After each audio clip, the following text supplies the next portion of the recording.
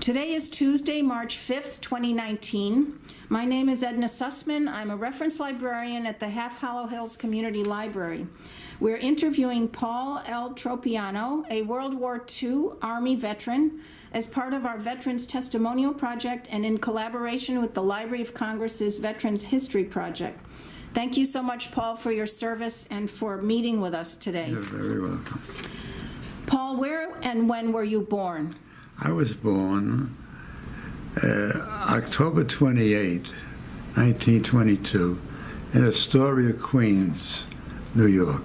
Okay, and who were your parents and what were their occupations? Their names and occupations. My dad was Catello Tropeano. He was in construction. He operated a big grading machine. Mm-hmm. There aren't too many of them around, and you had to be good at doing that. And your mom? My mom was Josephine Tropeano. She was a homemaid. And did they meet here, or did they come from abroad? No, they came from Italy. One came, my father came March 15, in 1907, mm-hmm. and my mother came on my birthday, October 28, 1907.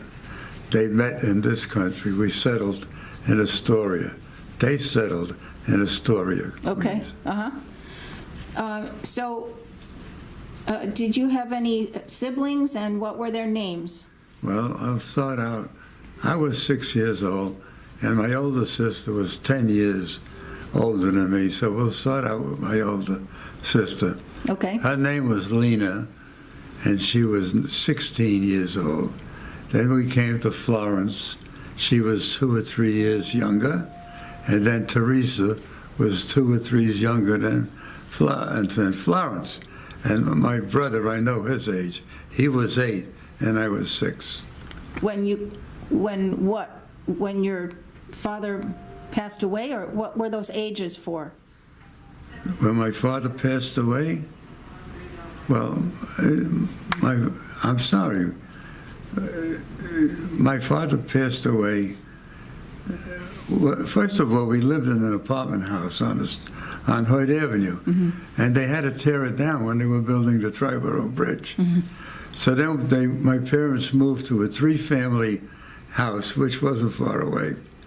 And I'll let you know about my dad. My dad had an accident when he was working. He fell off the machine that he was working on. And what happened was he took a little time off. So one Saturday morning, he decided to go down and see a friend of his.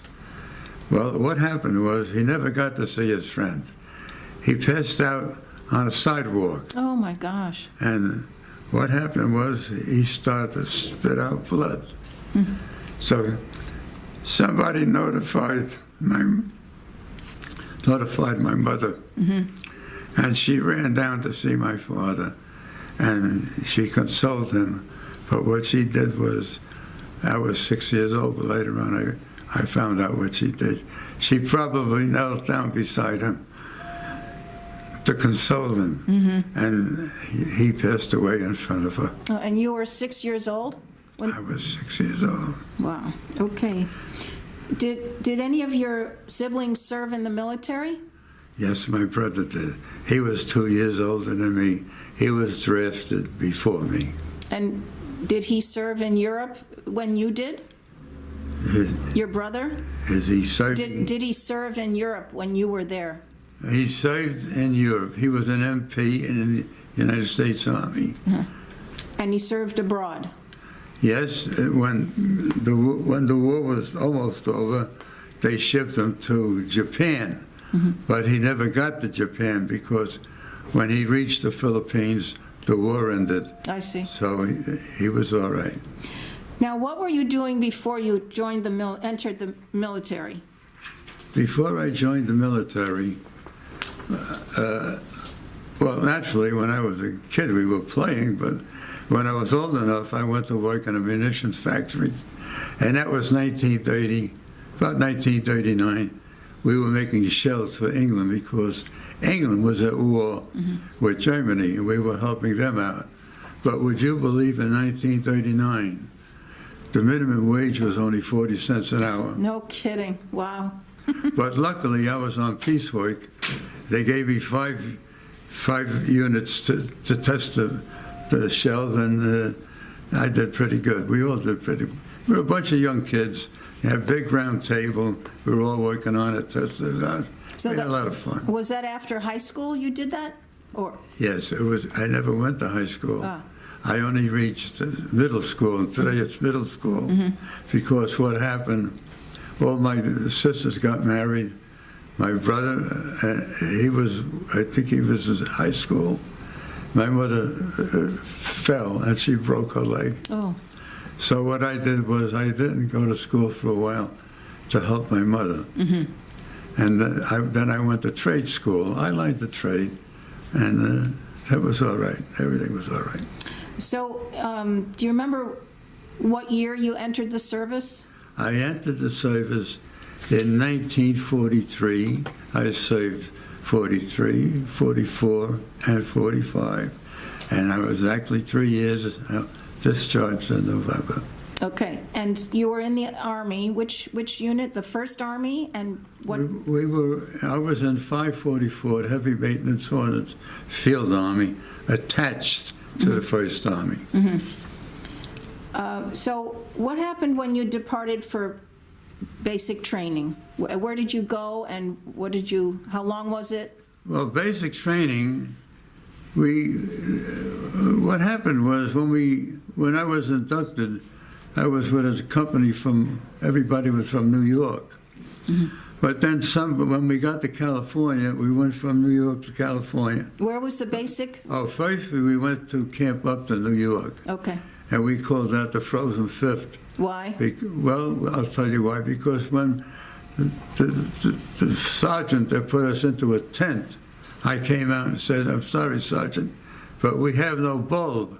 He says, "You're lucky. Some tents don't have stoves." Oh, wow.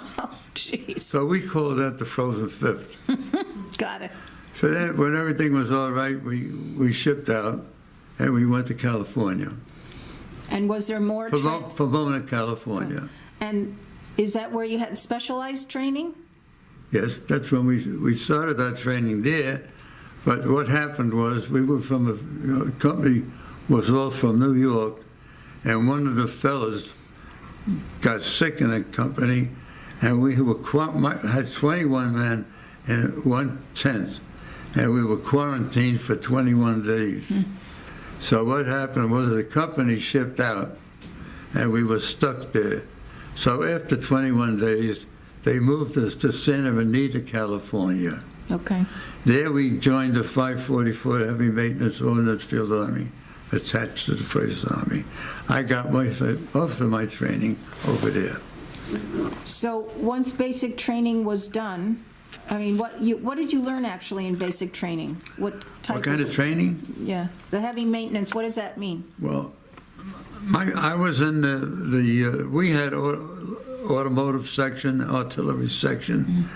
We had small arms section, and we had the unit I was in.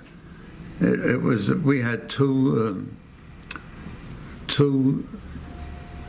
jewelers in our outfit. They were able to fix watches and things. Then we had automotive, we had artillery, and my outfit was instrument repair.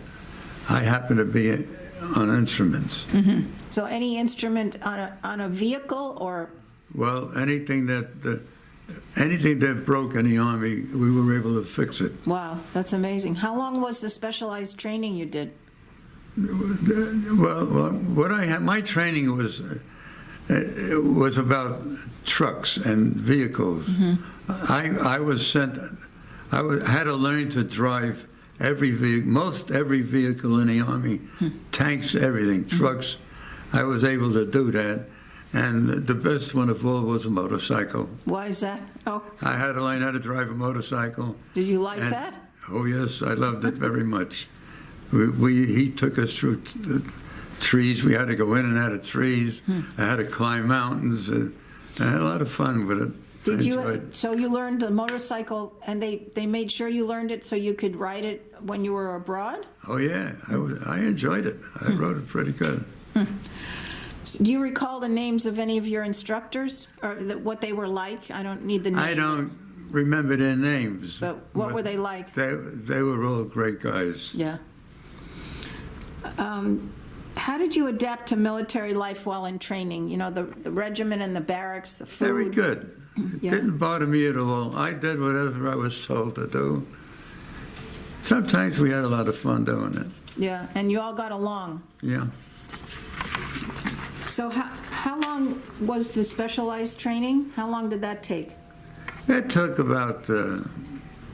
And then we moved. We moved up to. To where? Up to California.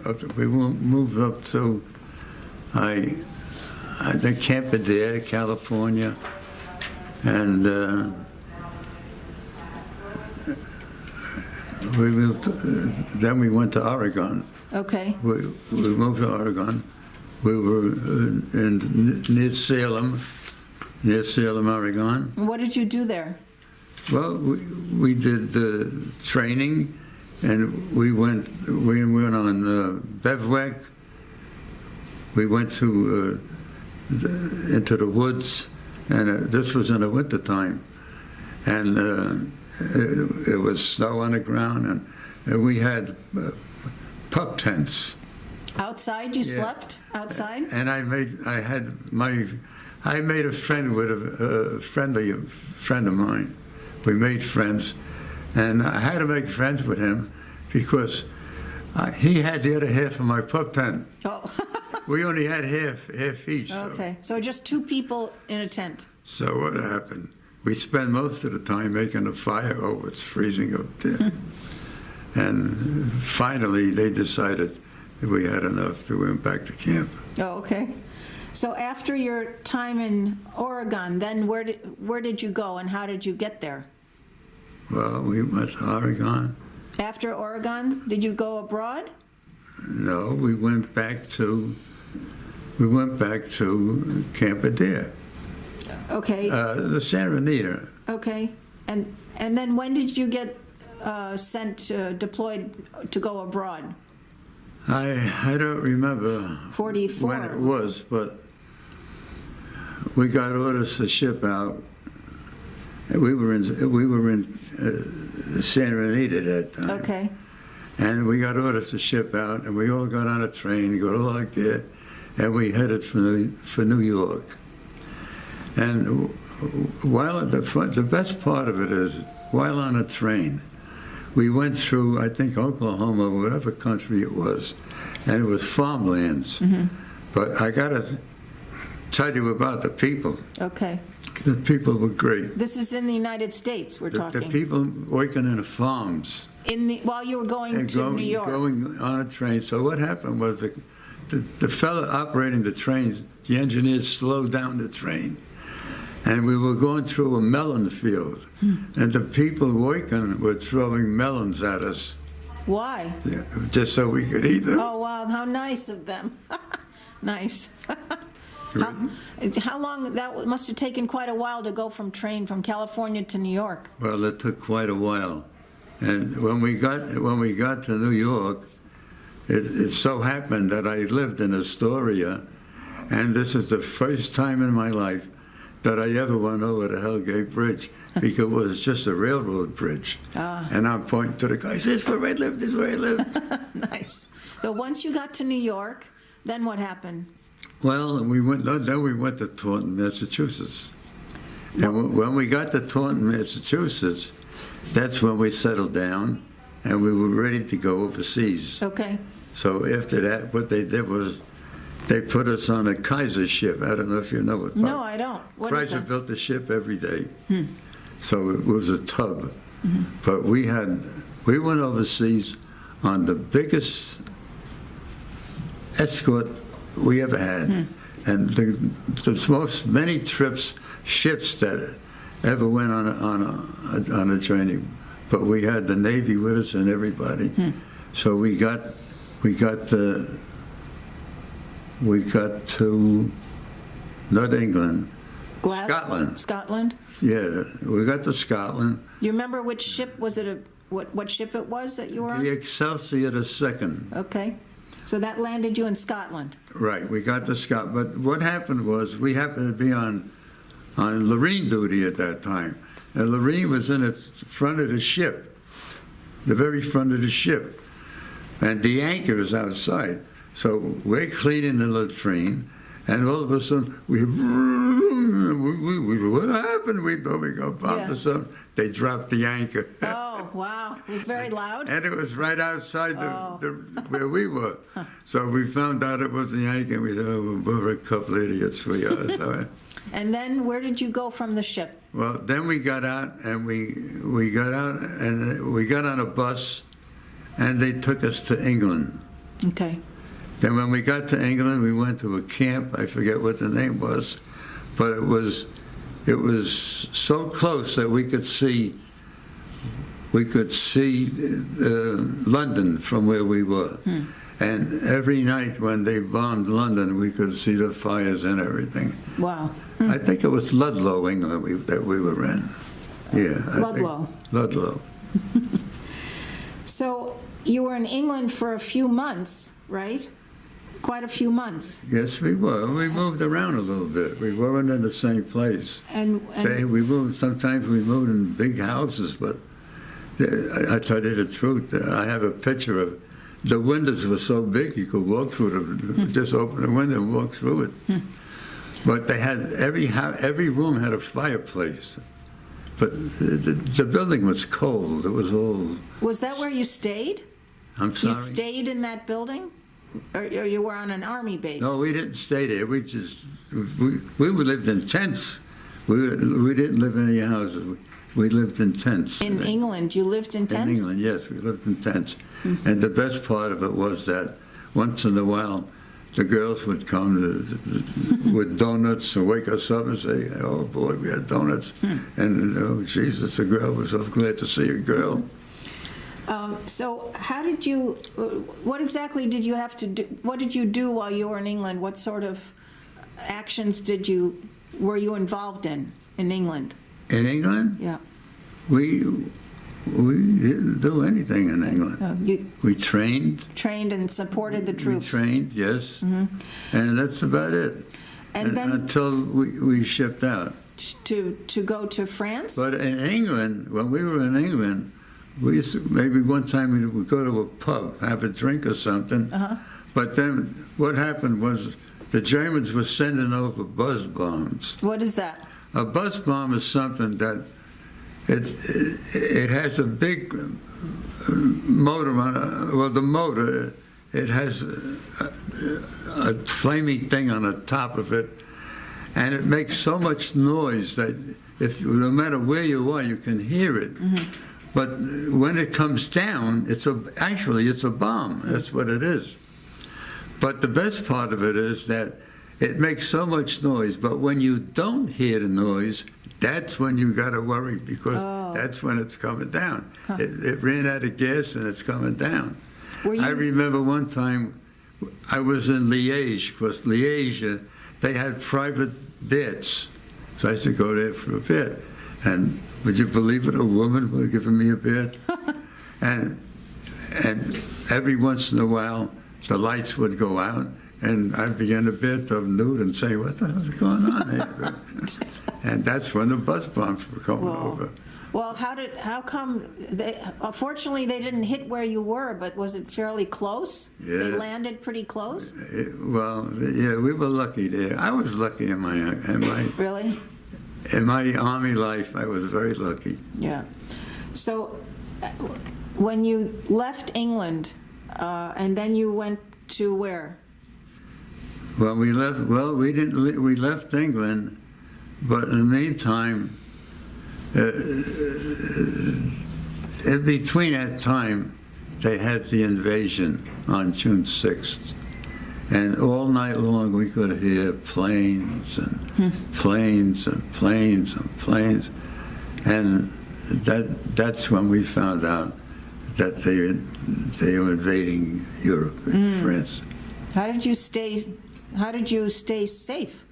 How did you stay away from the bombings? Well, it didn't bother us at all because they were bombing London, and then now the Americans were over there in France, and they were bombing them, whatever they were doing with planes. But that was quite an experience. Well, do you remember? But 1 month later, we went to France, and we landed in Omaha Beach. Right. Now, okay.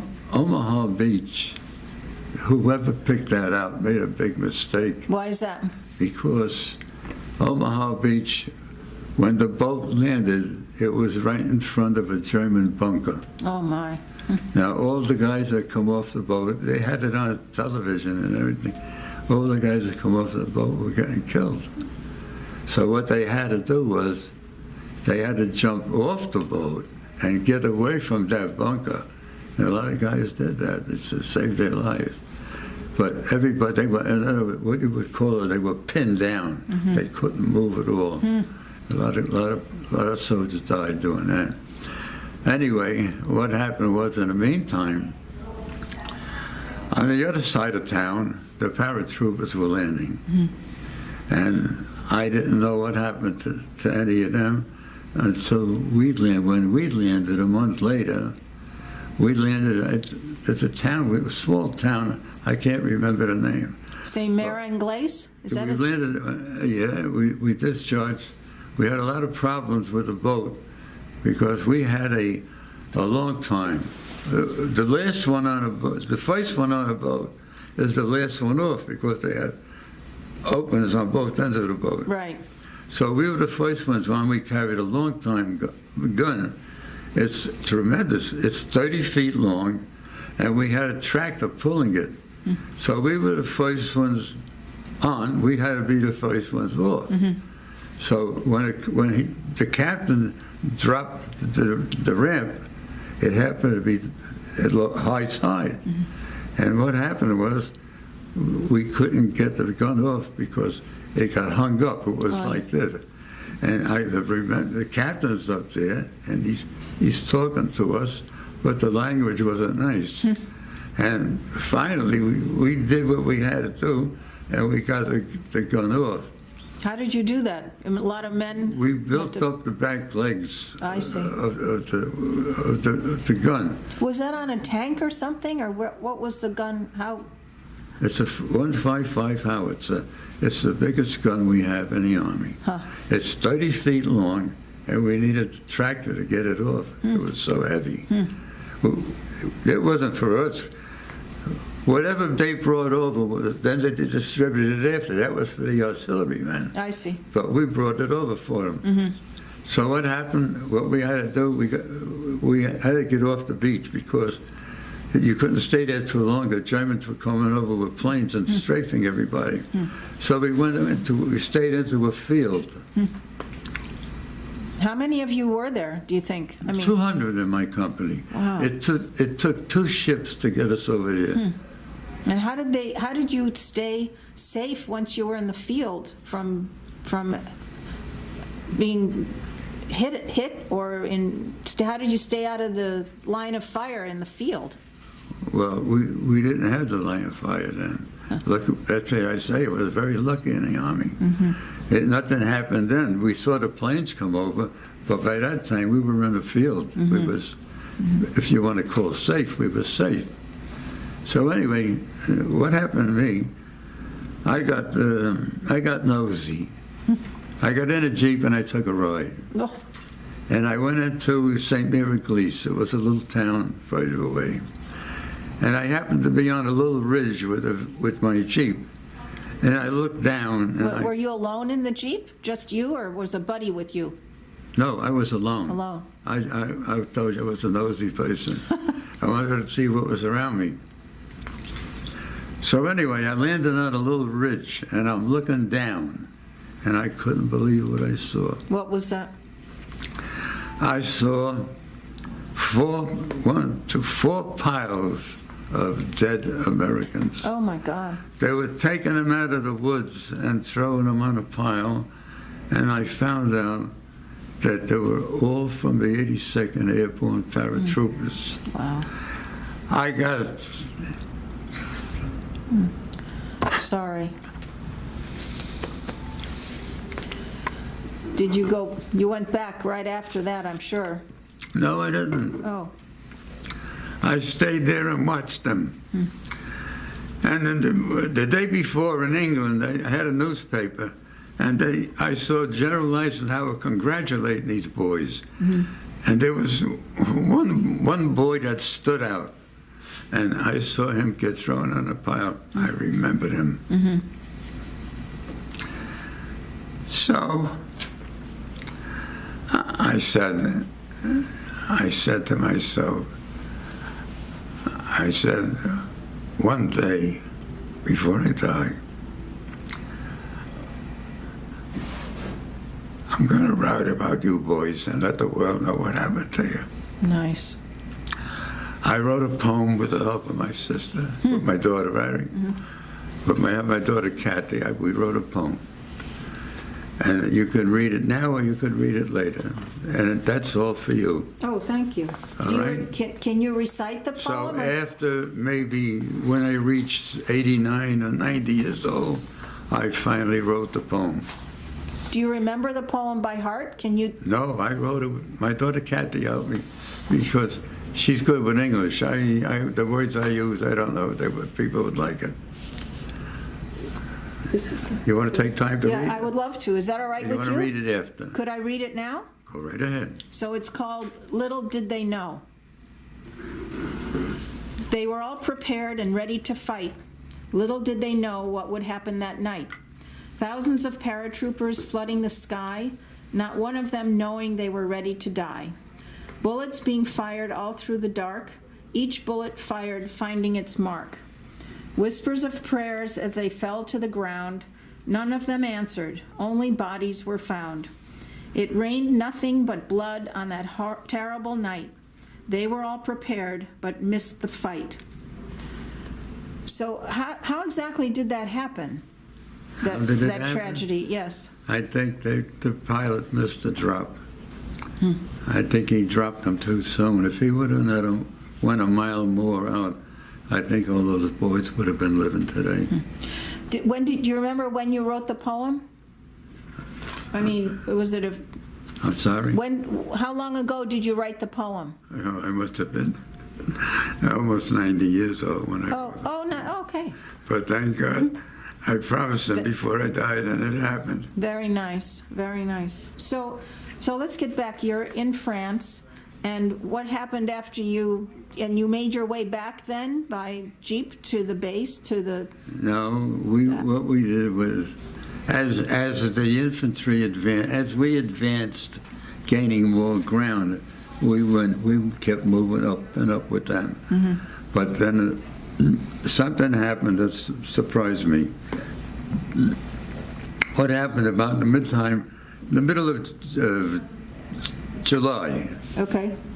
We happened to hear noises. We looked up at the sky, and there were thousands and thousands of planes.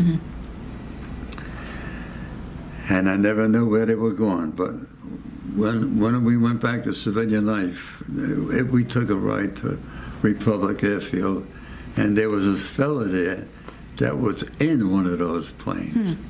And he told us that they went from England to Berlin and back, but that we lost 50 B-17s and a number of smaller planes. Now, B-17 is 10 men in a plane. That's 500 guys that lost their life. So those were the Allied planes or American planes that you saw? They were, all those planes that you initially saw were all... They were all American planes, American and English planes.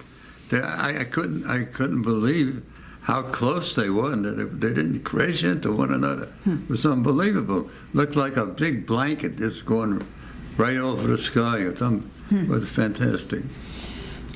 So your unit was really headed towards the front lines because you were supporting the people in the front. Well, they went to Berlin.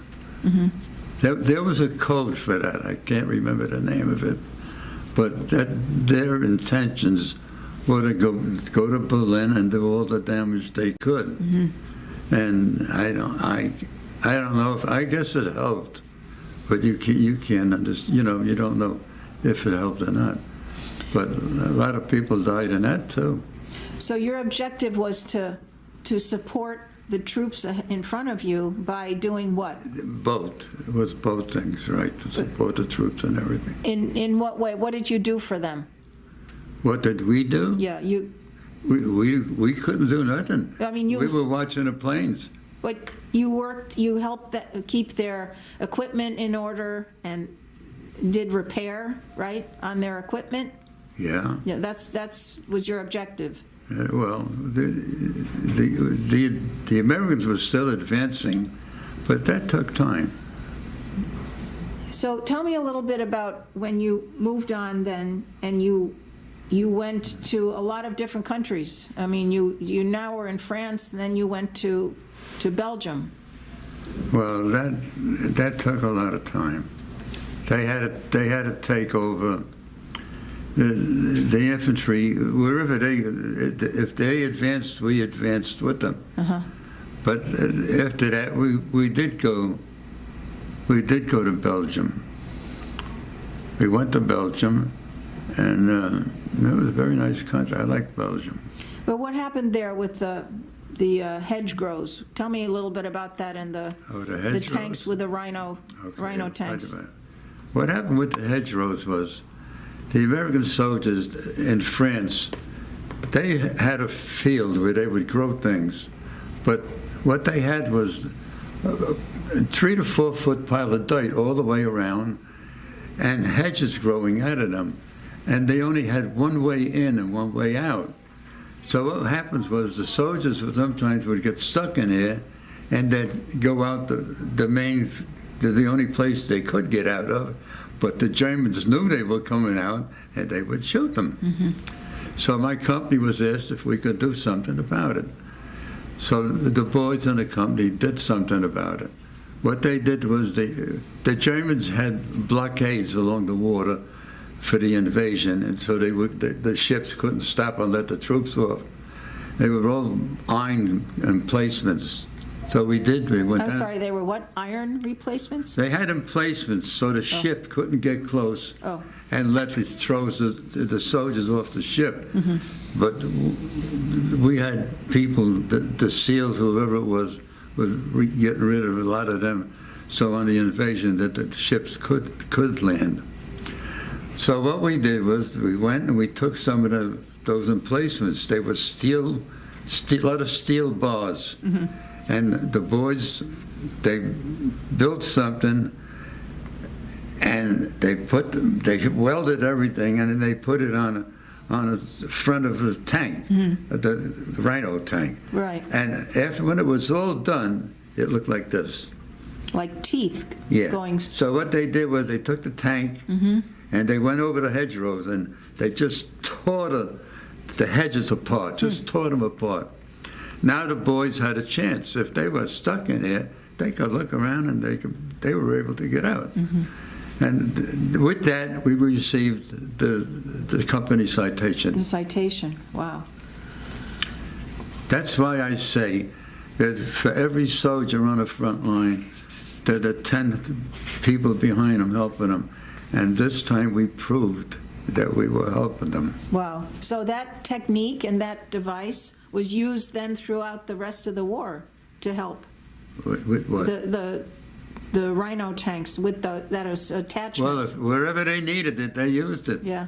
Wow. Wherever they needed it, they used it. What were some of the scenes or battles that you witnessed that you can remember? The battles? Yeah. Well, the one that's strictly in my mind is the Ardennes. That's the Battle of the Bulge. Right. So tell me about that. Well, first of all, now that I'm free and I can say what I want to say, that never should have happened. Why do you say that? Because it was getting near the end of the war, but some people that weren't alert forgot, like Yogi says, it ain't over till it's over, and it wasn't over because they advanced, and let me tell you what they did. In that advancement, they killed 19,000 American boys. That never should have happened. Somebody fell asleep at the wheel. Where were you during this? Where were you? Where was I? I was in Fremont, Belgium. And what happened with us, the lieutenant put 4 of us in a tank and said, follow me.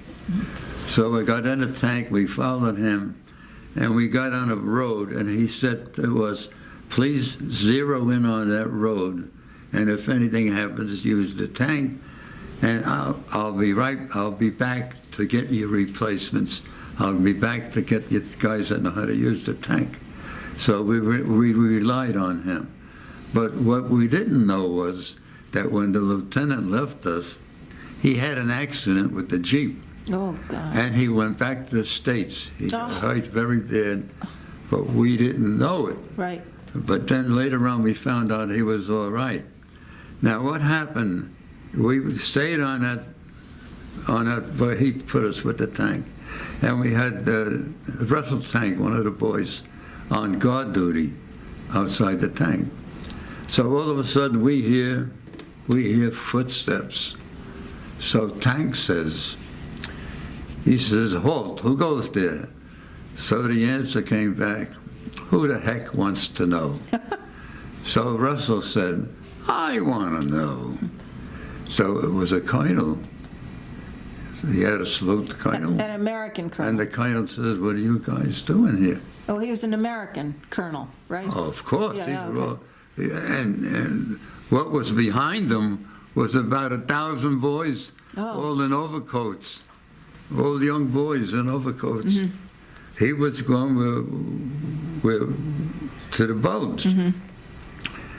So he said, what outfit you with? We said 544 Heavy Maintenance. He says, you mean to tell me you're not tankmen? I said, no.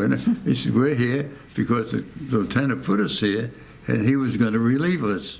He said, well, he says, I don't want you here. I'll relieve you. Yeah. All right? So anyway, to be honest with you, he did us a big favor. Right, sure. We're glad to get out of there. But nothing happened. Nothing ever happened. When they had the bulge, the Germans advanced with absolutely no opposition whatsoever because the weather was bad. It was damp. You couldn't fly an airplane. It was cold. You couldn't do anything. They had the walk of the land. And in the meantime, they're killing everybody. And whatever the worst part of it is, was around Christmas time. They overran the post office. They got all my goodies, all my food, all the other boys' food, and they must have had a feast eating it, enjoying our Christmas. That's the sad part, but the sad part is they overran, they killed everybody. 19,000 boys died. Wow. And this went on for a number of months, right? It went on, it wasn't a month, it went on for about a couple of weeks. Oh, a couple of weeks, okay. Yeah. And what happened was, we understand that what was keeping them going was gasoline. And what they were doing, they were overrunning our gas tanks and filling up their tanks, and that's what's making them advance. We found out about that, and whoever was in charge told them to blow up the gas or do something. So they found out that they couldn't get any more gas. They turned around and they marched right back to Germany. Now, they did all this without any opposition whatsoever. How could that happen? How did that happen? Because somebody fell asleep at the wheel. Wow. That must have been really, I mean, you fortunately could go back to your unit, right? After he told you he was taking over? We were safe because the colonel got rid of us. He didn't want us there. And we went back to our unit. How was it when you would travel from one place to another? There were quite a few men involved. How did you travel that whole big unit? Well, we traveled in trucks. In trucks? Yeah, whatever we had, we got there. And all the equipment came with? Everything came with. Well, we didn't have much equipment. The biggest thing we had was a shop truck, because we needed that. One of the fellows was a mechanic. He used to use a lathe, a machinist. He was a machinist. So if we needed a certain part or something, he would make it. Okay. What kind of friendships and camaraderie did you form while you were serving, Paul? With my fellows? Yeah. We got along very good. It was mostly sections, automotive sections. And with my section, instrument repair, there was about 10 of us in that. We got along very good. We had no problem at all. Did you stay in touch with them after the war? I stayed in touch with most of the fellas in my outfit and a couple of boys maybe from the small arms outfit. But as the years went by, I used to send Christmas cards. I'd send 10. Next year, maybe I'd get 9. Maybe I'd get 6. Right. Until finally, it was 0. And then I said to myself, my God. Yeah. Am I the only one alive? What were the civilians like when you were traveling throughout the different countries, especially the children in the areas? Do you have any memories of that? The children overseas? Yeah. Well, I made friends with a little boy. Oh, yeah? How did that happen? I just loved him. And I put him on a chow line with me every time I went through the chow line. What country was that in? That was in Belgium. But, So I would, when I'd pass the chow line, the guy ditching out the food, I would kind of go like that, and he'd give me a little more food. oh, nice. But I hated mashed potatoes. I couldn't eat mashed potatoes. So I'd give them all to the kid. He loved it. He'd just take it home to his family. Were you able to speak to each other, or did he know English, or what did he speak? Yeah, he loved the mashed potatoes. Did he speak English? No, but when I went to school, I learned a little French. Ah, okay. So I know, comment vous m'appelle, what's your name? But I didn't know his name. Anyway, he'd take it and go home. And the next day, he'd come back with 2 eggs in his hand. Oh. So all the guys would say, hey, come on, give me those eggs. So he would say, He'd say, pour Paul, for me. Nice. So I'd give the 2 to one of the cooks, and he'd cook them, and he'd eat one, and I'd eat the other one. Nice. How long were you? And I always, no matter where I was, I always took somebody on a chow line with me. Nice. Very nice. How old do you think he was? A little guy? He must have been about 8 years old. Huh.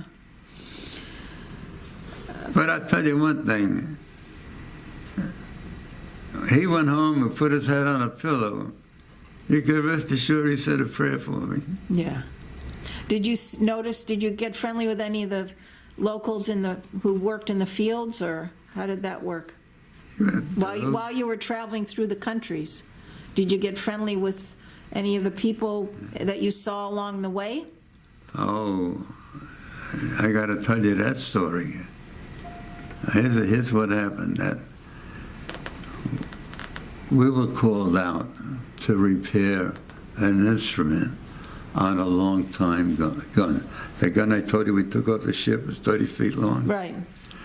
So we got there, and they had 2 of them firing. Do you remember where it was? What country were you in? I was in Belgium. Belgium. So what happened was, I was in Belgium. I was in France. So we got there, and they were firing. I think I lost my hearing in my right ear. But that noise, oh my God, I couldn't stand it. So anyway, we had to stop one of them from firing until we repaired the instrument that was busted on it. Mm-hmm. So we repaired the instrument, and then we went on our way. So the lieutenant says, he says, "Hey, fellas," he says, "you know, we're about 40 miles from Paris. How about we go to Paris?" 22-year-old kids, "Yeah, let's go to Paris." So we're riding, and where do we end up? We end up next on a little inclined driveway. There's a big gate in front of us and a little house on the side of us. So we're there about 15 minutes. All of a sudden, people come out of the house. And they, "Americans?" "Yeah, Americans, yeah." "Well, you know, what are you doing here?" "We lost, we got lost." We had to say something. Yeah. But we said, "Where are we?" And they said, "The Palace of Versailles." That was the gate. Wow. And in the background, we could see a long building. That was the Palace of Versailles. So one of the fellas went into the house, and he come out a little later, and before you know it, a car pulls up, dark gray, with FF on the door. So the guy gets out, and he's marching toward us, and he says, "What the heck are you guys doing here? You ain't supposed to be here." I said, "Geez," I said, "you sound like you come from Brooklyn." He says, "I did come from Brooklyn." He said, "I joined the FF years ago." That's Free French. Ah. So anyway, he said, so the lieutenant said, "We got lost." Yeah. That was a lie, but he said, "Where is your outfit?" Lieutenant told him, and he says, "All right." He said, "Don't you know?" He said, "This is an open city. You're not supposed to be here." Now, an open city is, you don't know who's there. You're taking a chance going there. Mm-hmm. So anyway, he said, "All right, follow me. I'll take you on the road to where your company is." So we followed him, and we're going through the street, the big wide street. Now, how many guys were involved? 4 of us. Uh-huh. 4 of us, the lieutenant and 3 of us. And we're going through the streets, and the big apartment house is there. But we don't see any cars. We don't see any people. We don't see any dogs. We don't see any cats. We don't see nothing. Mm-hmm. It's just like nobody's there. So finally we get to a road, and he says, "All right," he says, "take this road. This will get you back to your company." Mm-hmm. And that's what we did. Wow. Well, I guess you're not scared at that point. You're not. No. You're young enough to not be scared of what could happen. Well, we did. You know, when you're 23 years old, you don't know. You grew up when you're 30 years old. Yeah. We were just crazy kids, but we knew what it was to be afraid. You did. Oh, certainly. When they bombed us, we knew. Did you ever, people in your group get injured? Did you get injured? That we get injured? Yeah. Well, I got to tell you a story about that. This happened in France. We were bivouacked at France, and for one reason or other, every one of us dug a foxhole. We never did that before. But for some reason or other, everybody dug a foxhole. So I dug, there was me and another guy, we decided to dig it big enough for 2 of us. And we decided to build a foxhole right next to a truck, but there was a camouflage net over the truck. Mm-hmm. So we decided to get under the camouflage net, and we dug the foxhole. And I know before this, I noticed this little old man walking around, and I'm saying to myself, "What the hell's he doing? What is he walking around, this guy?" So anyway, we're sleeping, and my beautiful partner kicks me. I said, "What'd you do that for?" He says, "We're being bombed." Oh, God. I says, "What do you expect me to do? Stop the bombs?" Yeah. I says, "You should have made me sleep." So he says, "No," he says, "We're being bombed." So I looked out, and I couldn't believe what I saw. I saw little candles on a parachute, little parachute, about this big, about 50 feet long, about 4 foot off the ground, and 20 feet wide, and it's like a blanket of candles. The Yankees could have played a ball game with all that light. Well, who was that? Who were they? They were candles, No, I mean- making light so they could drop the bombs. Oh, So the whole area was lit up, and they're dropping the bombs, we're in the foxhole, and I think we made the foxhole a little bigger, but our knees were shaking like hell. Of course. Shaking the dirt off. wow. But it was the shrapnel that was bad, shrapnel. You know, a bomb is full of shrapnel. I never knew that. And I learned it the hard way. Were you hit with shrapnel? Yeah, You were. because the truck, on the other side of the truck, we could hear little glasses of the whole windows were breaking. Now, if that truck wasn't there, we would have got, me and my buddy on the other side of the truck would have got all that shrapnel. Wow. But then we noticed that the morning when it was all over our foxhole, on top of the net, was an 18-foot piece of shrapnel. Oh, my God. Yeah, and if Whoa. the net wasn't there, we would have been gone as the two of us. Yeah, I wow. guarantee. You see how lucky I was? Very lucky. Wow. How, amongst all of this, how did you stay in touch with family and friends at home? Oh, let me finish that piece. Oh, okay. Excuse me a minute. No, sure. We took inventory the next morning of the men, and every man was true. Every man answered the group. Nobody, not even a scratch, Wow. did they get. Amazing. And then I thanked the Lord, because he must have taken every bomb that fell and said, no, not here, put it in. And that's exactly what happened. Amazing. Everybody was so lucky. Those bomb holes were all around it, but I told my daughter, I witnessed the miracle. Really? Yeah. Thank God. And then the next morning, I'm looking for the old man, and I never saw him again. What old man? The guy that was walking around every day, Oh, looking at us. you think he was And a spy or something? He or- must have been a spy. And if I saw him, I was going to follow him and report him to the gendarme, the police over there. Wow. But I never saw him again. So he might have been scouting it out. I thought he was a spy. So you were able to stay in touch with family and friends from home? Yes. Through the mail, I guess. I mean, it took a long time. Mostly through cards, like Christmas cards, Okay. a holiday or something. And there's a few guys I would write letters to. But like I said before, that faded away. Yeah. I would send 9, then I would send 6 or 7, and before you know it, I'd be the only one and say, what the heck am I doing here? I'm all alone. So were you ever, when you were in Europe, were you ever off-duty and had off-duty time? And where? When you were in Europe? In Europe, yes. When we overtook France, we used to get a 3-day pass and go to Paris. And boy, I tell you, sleeping in a hotel in a beautiful bed. With, Wow.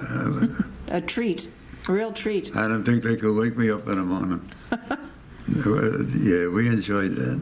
So what else did you do for recreation? Did you ride around in those motorcycles, or what happened? No, I never had a motorcycle. Those days, when I went to Europe, my motorcycle days were over. But I wish I did have it. You know something? That's what they could have used in the Battle of the Bulge. They could have had a couple of motorcycles. I'm watching these guys, and then run back and tell them, hey, this is happening, this is happening. But nobody thought about that. But when you were in Paris with your buddies, you didn't go somewhere and use and try to ride around in motorcycles? No, we didn't have a motorcycle.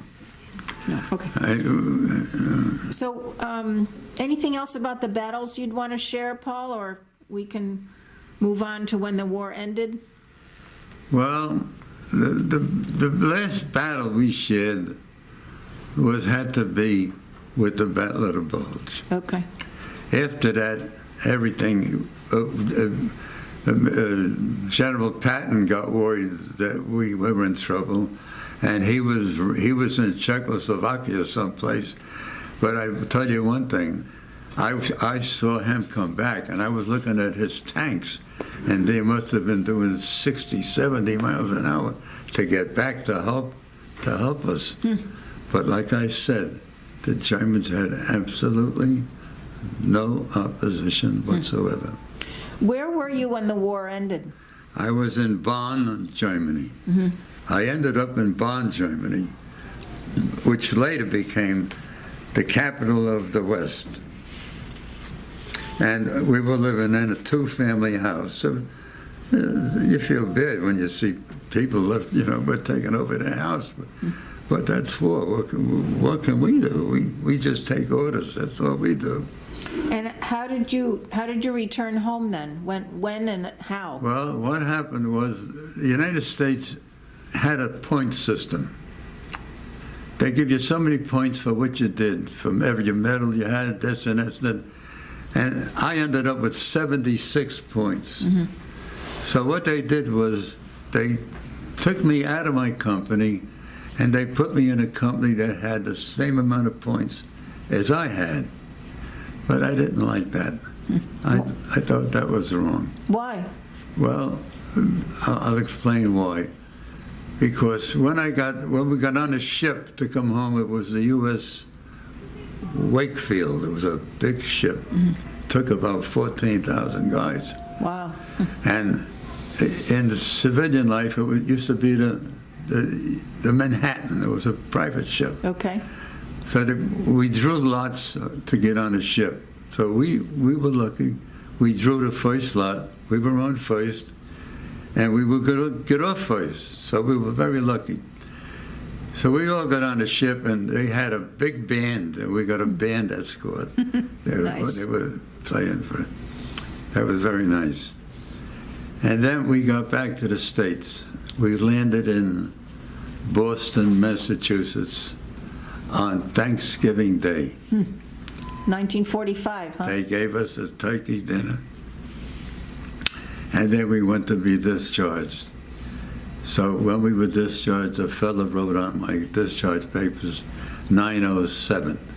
I thought that was wrong. That was the number of the unit that you were moved to? No. What was 907? He should have put my company name on it, 544. Right. Because, as I explained to my son, my little grandchildren's great-grandchildren, they're going to say, oh, Grandpa was in a 907. I wasn't in the 907. Yeah. I wish they would correct that. Army works in strange ways. I was in a 544. So anyway, I got my discharge. I got my duffel bag, and they put me on a train going home. And it must have been quitting time because the train was packed. And they had mostly all men. But the thing that surprised me was that nobody said, welcome home, son. Oh, no kidding. Really? You had your uniform on, right? Not one person. Your uniform was on? Yes. So I had a strap hanger. I was holding a strap hanger. And sitting in front of me was a little old lady. And she stood up and she says to me, Sergeant, please take my seat. Oh.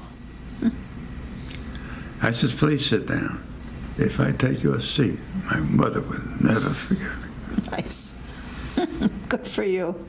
How were you when you got to home, received by family and friends? I was 3 years in the Army. I was 24 when I got out. 24. So how were you received by your family and friends once you got home? I carried my duffel bag into my house, into my room, my mother. Yeah. So how was it adjusting to civilian life for you? That was no problem. No? No. I stood out for maybe a week or two, and then I got restless. I wanted to go back to work. I went back to work. What did you do then? The same? I'm sorry? What sort of work did you go back to? Well, a friend of mine said we need help, and he says, come and they were building enlarging machines. The Simmons brothers, they were three German fellas, very, very nice person. So I went to work for them. So what they used to do, they used to send me to their mother to take her shopping. Nice. How long did you work there? I was there a couple of years, yeah, but then I went into construction. Okay. Are you a member of any veterans organizations, or were you? Well, later on, when I raised my family, that was very important. I wanted to get married. I went to, on vacation, I went to Bud Lake, New Jersey, and I met a beautiful girl. And I didn't have my bathing suit. I wanted to go in the water. And I was thirsty. And all my money was in a hotel. So I approached her, and I said, excuse me, but could you please lend me 10 cents so I could buy a bottle of Coke, and I'll repay you? And, you know, she looked at me, and she gave me the 10 cents, and I bought the soda. And then I said to her, by the way, what are you doing tonight? She said, I'm not doing nothing. I said, could you meet me at the Wigwam? It was a dancing place. She said, okay. Well, she met me there. We had a nice time. And from then on, it took off. I asked for her if I could see her again. Finally, after 1946, I used to visit her. She lived in, when she said she lived in Brooklyn, I said, oh, geez, Brooklyn, I lived in Astoria. I used to take a train. It used to take me an hour just to go see her. Oh, wow. But I didn't mind it. So what year did you get married? I didn't mind doing that. Then we got married in 1947. 47. Yeah. And we started to raise a beautiful family. How big was your family? She gave me 3 beautiful children. Children? And grandchildren? And then we lived in Brooklyn a while. Then my father-in-law was building homes in North Billmore, Long Island. So we decided, we built the homes. I worked on every one of them, and I decided to take one. And that's what we did. We raised a nice family there. It was a beautiful place. So how many children? I had 3 children. They're right here. Yep. They're all here. And grandchildren, great-grandchildren, how many? Oh, I say 8, but my daughter says 11. I don't count the other 3 because they have 3 grandfathers. They count them. I don't count them. Well, it's a nice big family, very nice family. The what? Very nice big family you have. Now? Yes. Oh my God! I could have a football team, a baseball team,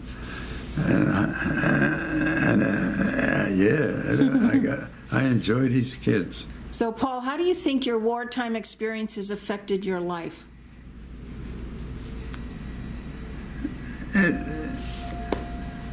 The only thing that affected my life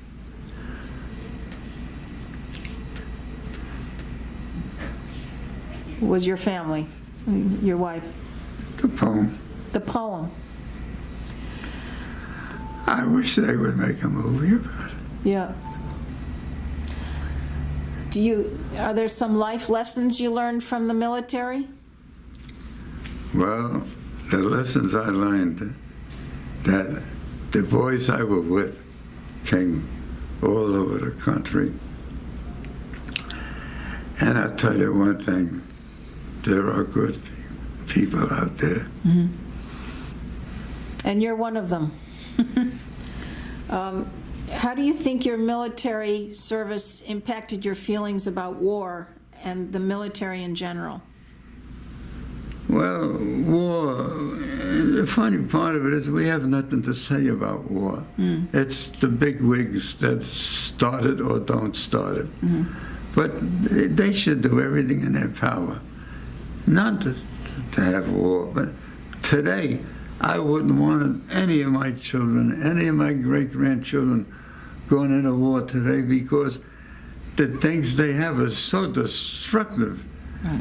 They keep building destructive things. Yeah, it's pretty awful. They even got something to start a tsunami. Would you believe it? It's unbelievable. Yeah. If they would take all that energy and put it into good things, like we used to have years ago. We used to have World Fairs. Every different country you go visit this, but you'll never in a million years see another World Fair. You'll never see it. We used to have. You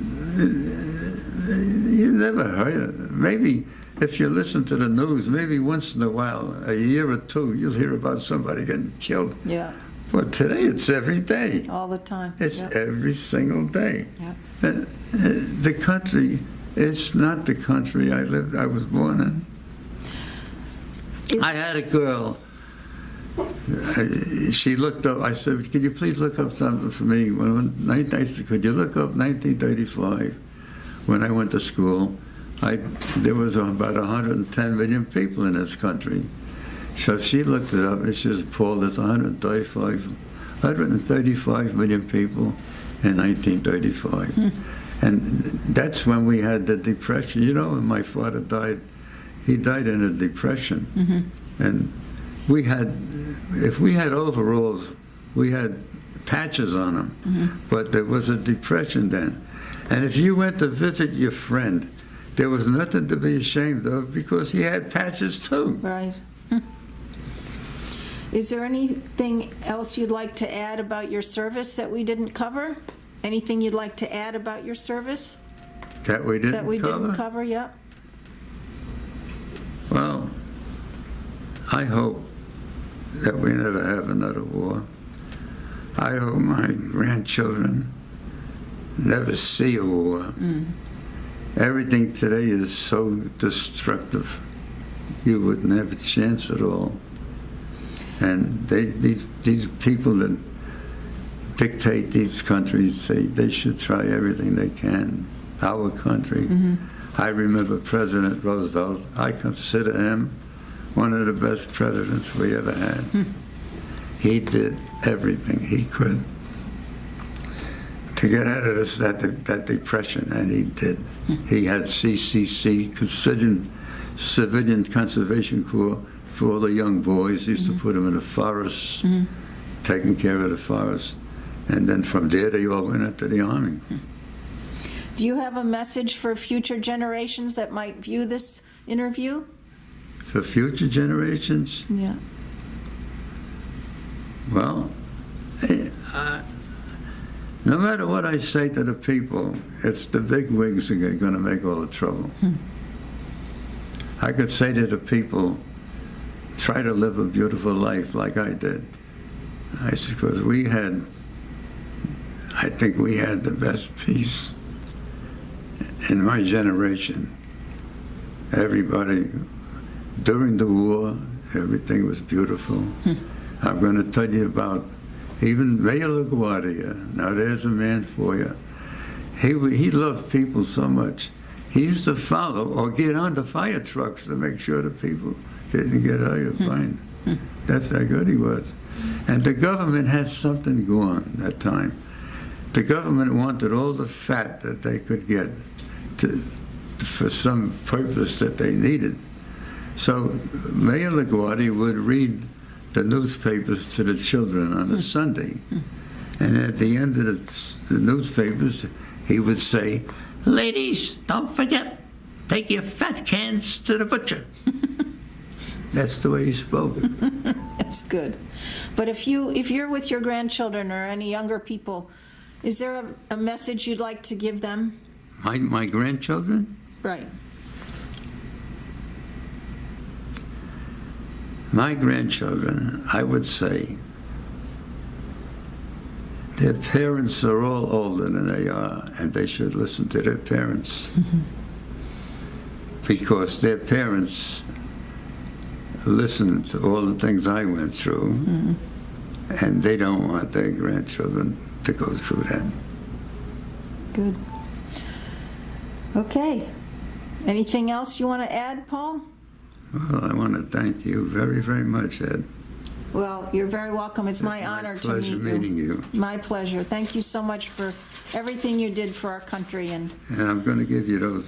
You take those. There's 3 of them there. You could give them to some of your friends. thank you. The poem. I definitely will. Right. Thank you so much.